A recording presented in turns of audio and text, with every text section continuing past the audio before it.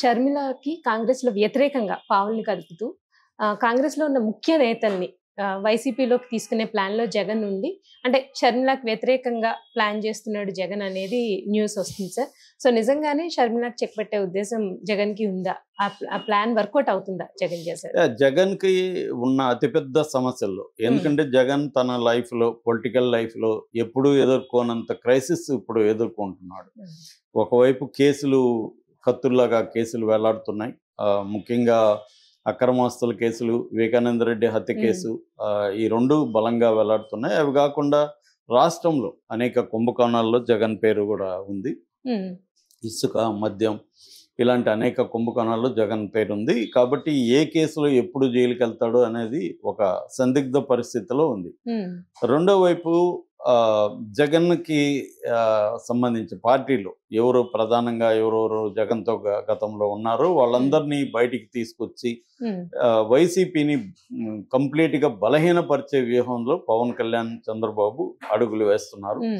Already Balineni కావచ్చు, నిన్న ఆల నాని కావచ్చు, ఆల్రెడీ చాలామంది వైసీపీని వదిలి ఇటు జనసేనలో కానీ ఇటు తెలుగుదేశంలో కానీ జాయిన్ అయిపోయేది కనిపిస్తుంది. సో ఒకవైపు పార్టీని బలహీనం చేయడం, రెండో వైపు జగన్ మీద కేసులు, మూడో వైపు జగన్కి బలాలు ఏవేవి ఉన్నాయి ఆ బలాల్ని దెబ్బతీయడం. బలం అంటే ఇప్పుడు జగన్కి బలాలు ఏంటి? ఒకటి డబ్బులు పెట్టే బ్యాచ్, 2 మీడియా, సోషల్ మీడియా చాలా స్ట్రాంగ్ జగన్కి ముందు నుంచి కూడా. ఆయనకి మెయిన్ మీడియా అంత స్ట్రాంగ్ కాదు. ఆయనకి సాక్షి ఒకటే బలంగా ఉండేది. మిగతా ఎన్టీవీ, టీవీ9 కొంతవరకు ఆ ఎలక్షన్ టైంలో కొంత చేస్తే కానీ వాళ్ళు తెలుగుదేశం మీడియాతో పోలిస్తే జగన్కి మెయిన్ స్ట్రీమ్ మీడియా వీక్. కానీ తెలుగుదేశంతో పోలిస్తే జగన్ సోషల్ మీడియా స్ట్రాంగ్, అగ్రెసివ్గా ఉండడం అవన్నీ ఉండేది. అందువల్ల తెలుగుదేశం కూటమి జగన్ సోషల్ మీడియాని దాన్ని మా చిత్తూరు భాషలో కోసాలు కదిలిపోయినారా అంటారు. అలాగా వాడి కోసాలు కదిలిపోయినారా అంటారు అన్నమాట. కోసం అంటే కోయ అంటే మనకి ఇప్పుడు ఒక గుడిసెకి నాటుంటారు, అవి తీసేస్తే కూలిపోతుంది. అలాంటి స్తంభం అన్నమాట. అట్లా కోసాలని కదిలిచ్చేస్తున్నారు, మొత్తం అడుక్కి కొట్టేస్తున్నారు, వేర్లు కొట్టేస్తున్నారు. ఇంకెవరో కూడా సోషల్ మీడియాలోకి వచ్చి కూటమికి వ్యతిరేకంగా పోస్టులు పెట్టే ధైర్యం చేయలేని విధంగా వాళ్ళని భయంకరంగా కేసులు పెట్టి చేస్తున్నారు. సో ఆ రకంగా జగన్ బలాలన్నిటినీ ఒక్కొక్కటి కొట్టుకుంటూ వస్తున్నారు. మామూలుగా ఇది కూడా యుద్ధవ్యూహమే. యుద్ధవ్యూహంలో ఏంటంటే ముందు పదాతి దళాన్ని లేకపోతే పదాధికారుల్ని అలా ఒక్కొక్క శ్రేణులంతా వాళ్ళు పిరమిడ్ లాగా ఉంటుంది అనుకుంటే ఒక సైన్యం కింద నుంచి కొట్టుకుంటా వెళ్తే ఆల్మోస్ట్ పైనుంచి కొట్టకూడదు, పైనుంచి స్ట్రాంగ్గా ఉంటుంది కదా, కింద నుంచి నరుక్కుంటా వెళ్ళడం అనే వ్యూహం. ఆ వ్యూహం ఇప్పుడు చంద్రబాబు, పవన్ కళ్యాణ్ అనుసరిస్తూ ఉన్నారు. మరోవైపు అన్నిటికంటే అదే వేమన పద్యం కూడా ఉంటుంది, చెప్పులోన రాయి చెవులోన జోరీగా ఇంటిలోన పోరు ఇంతింత కాదయ్య. అట్లాగే ఇంటి పోరు అనేది వెరీ వెరీ బయట ప్రపంచాన్ని జయించవచ్చు, కానీ ఇంట్లో నువ్వు జయించకపోతే నువ్వు అత్యంత బలహీనుడు అనుకుంటారు ప్రపంచం. నువ్వు వాడి సొంత చెల్లినే ఇష్యూనే డీల్ చేయలేకపోయినాడు, జగన్ ఇంకేం చేస్తాడు అన్న ఇది వచ్చేసింది. రెండోది అమ్మాయి చాలా స్ట్రాంగ్గా ఉంది షర్మిల. రెండోది ఏంటంటే ఒక పార్టీకి ఆమె అక్కడ పిసిసి ప్రెసిడెంట్ రాజకీయంగా. సో అన్ని రకాలుగా జగన్కి అత్యంత బలహీనమైన టైం ఇది. ఈ టైంలో మామూలుగా ఎప్పుడైనా కూడా ఇలాంటి టైంలో బతికి ఉండడమే ముఖ్యం. మాకు విప్లవంలో మావోయిస్టులతో ఉన్నప్పుడు ఒక మాట చెప్పేవాడు, ఒక్కొక్కసారి 6 నెలలు 1 year కూడా ఏమీ పనిచేయలేని పరిస్థితి ఉంటుంది పార్టీలో. దళాలు కానీ ఇవేమీ పనిచేయలేని పరిస్థితి ఉంటుంది. ఒక్కోసారి అనారోగ్యం కావచ్చు, ఒక్కోసారి పోలీసు నిర్బంధం వల్ల. అప్పుడు మనందరూ అనుకుంటారు, కార్యకర్తలు ఏంటంటే బాధపడుతుంటారు, మనం ఏమి చేయలేకపోతున్నాం 1 yearగా ఏమి లేదంటే అప్పుడు నాయకులు ధైర్యం చెప్తూ విప్లవంలో బతికుండడమే నువ్వు విప్లవం సక్సెస్ లాగా.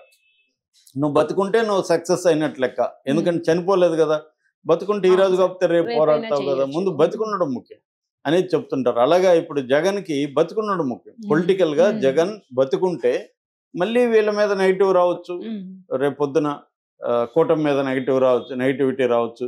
అప్పుడు ఆల్టర్నేటివ్గా ఎవరు ఉంటారు? జగనే ఉంటాడు. ఆల్రెడీ 40% ఓటు వేశారు జగన్కి. రేపొద్దున మళ్ళీ ఈ కూటమితో వద్దులే వీళ్ళని ఏదో ఆశించాము వీళ్ళేమి మనకు చేయట్లేదని జనం అనుకుంటే ఆల్టర్నేటివ్ జగన్ పెద్దగా ఏమీ చేయకపోయినా జగన్కి వేయచ్చు. కాబట్టి ముందు బతికుండడం ముఖ్యం. బతికుండడం కోసం జగన్ ఇప్పుడు ప్రయత్నాలు ప్రారంభించారు. ఎప్పుడైనా కూడా యుద్ధంలో డిఫెన్స్ అనేది ఒక్కోసారి best form of defence is offence అంటారు. అంటే నువ్వు డిఫెండ్ చేసుకోవాలన్నా శత్రువు మీద నువ్వు ఏదో ఒక రకంగా అటాక్ చేయాలి. అంటే దాన్ని గెరిల్లా వారు పోరాటం అంటారు. అంటే బలహీనమైన ఒక వ్యక్తులు లేదా సంస్థ బలమైన వాళ్ళతో పోరాటాన్ని గెరిల్లా పోరాటం అంటారు. ఈ గెరిల్లా పోరాటం అన్నా చేయాల. అంటే శత్రువు అదమరిచి ఉన్నప్పుడు అటాక్ చేసి మళ్ళీ పారిపోవడం, ఇట్లాంటి టెక్నిక్స్ ఉంటాయి. సో రాజకీయాల్లో కూడా అదే చేయాలి. ఇప్పుడు జగన్ ముందన్న కర్తవ్యం ఏంటంటే, ఒకటి తనను తాను కాపాడుకుంటూ ఈ ప్రభుత్వాన్ని ఇబ్బంది పెట్టే ప్రభుత్వాన్ని తాను కూడా ఇబ్బంది పెట్టడం, ఇది ఒక యాంగిల్. రెండో యాంగిల్ షర్మిల మీదగా జగన్ ఇప్పటి వరకు అటాక్ మొదలు పెట్టల.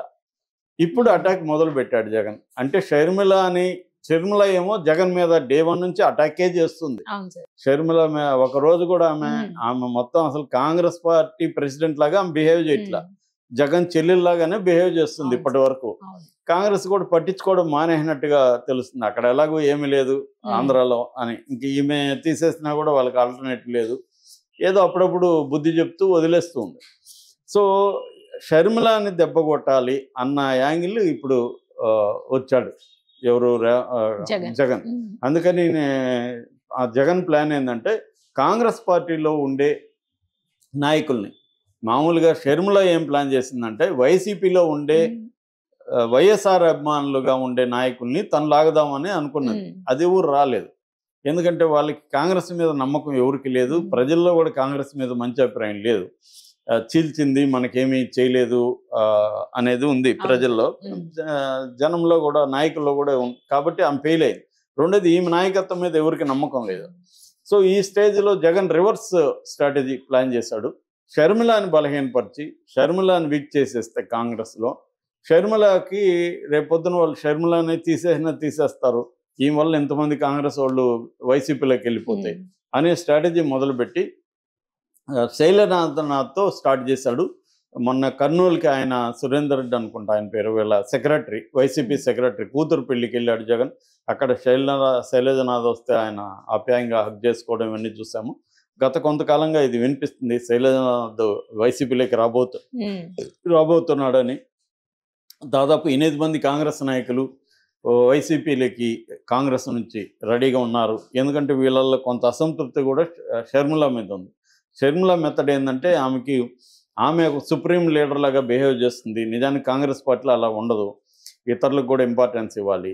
పవర్ ఉంటే ఓకే, పవర్ లేనప్పుడు కూడా సుప్రీం లీడర్ లాగా బిహేవ్ చేస్తే కుదరదు. సో ఆమెకేమో ఒంటెత్తు పోకడు అంటారు, ఒంటెత్తు పోకడు అలవాటు అయిపోయింది. టీం వర్క్ అనేది ఆమెకు చేత కాదు. సో అందువల్ల మిగతా వాళ్ళు అఫెండ్ అవుతుంటారు. మాతో ఏం డిస్కస్ చేయదు, ఎంతసేపు జగన్ ఉంటుంది ఇక్కడ, మనం ఈ ప్రభుత్వానికి వ్యతిరేకంగా పోరాడితే కదా మనకు బలం పెరిగేది, ప్రజా ఉద్యమం వచ్చేది, జగన్తో కొట్లాడితే మనకేం ఉరుగుతుంది అనేది కాంగ్రెస్ పార్టీకి ఉన్న నాయకులకు ఉన్న ఇది. అందుకని జగన్ ఇదంతా ప్లాన్ చేసుకొని ఇప్పుడు రివర్స్గా అటాక్, అంటే అఫెన్సివ్లోకి వచ్చాడు. చెల్లి మీద మొదటిసారి జగన్ అఫెన్సివ్లోకి రాజకీయంగా వచ్చాడు. ఈ వ్యూహాన్ని అమలు చేస్తున్నాడు. ఈ కాంగ్రెస్ని మ్యాక్సిమం పెద్ద నాయకులంతా తన వైపు పార్టీలోకి తీసుకోవడం ద్వారా షర్మిలాని వీక్ చేయడం, తద్వారా అధిష్టాన వర్గంలో షర్మిలాకి కంప్లీట్గా ఇబ్బంది క్రియేట్ చేయడం అనేది జగన్ వ్యూహంగా కనబడుతుంది. ఇది ఎంత మేరకు సక్సెస్ అవుతాడు అనేది మనం చూడాలి. నాకు తెలిసి ఆ విషయంలో సక్సెస్ అయ్యే అవకాశాలు జగన్కి ఉన్నాయి. ఎందుకంటే షర్మిల అంత స్థాయి నాయకత్వ ప్రతిభ ఆమెకు కనబడలేదు. అంటే నాయకులతో కలిసి పనిచేద్దాం, ఇక్కడ ఆమె అలాగే ఒంటెత్తు పోగొడుతూనే పనిచేస్తుంది, అక్కడ కూడా అదే కనిపిస్తుంది. ప్రజల్లో ప్రజా ఉద్యమాలు నిర్మించే అవకాశం ఆమెకున్నా కూడా ఆమె ఏమీ చేయట్లేదు. సో కాబట్టి ఈ విషయంలో జగన్ సక్సెస్ అవ్వచ్చు.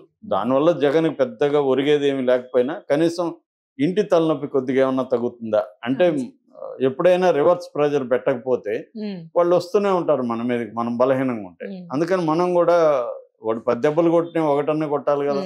సో ఆ రకంగా జగన్ రివర్స్లోకి వెళ్ళినట్టు కనబడుతుంది.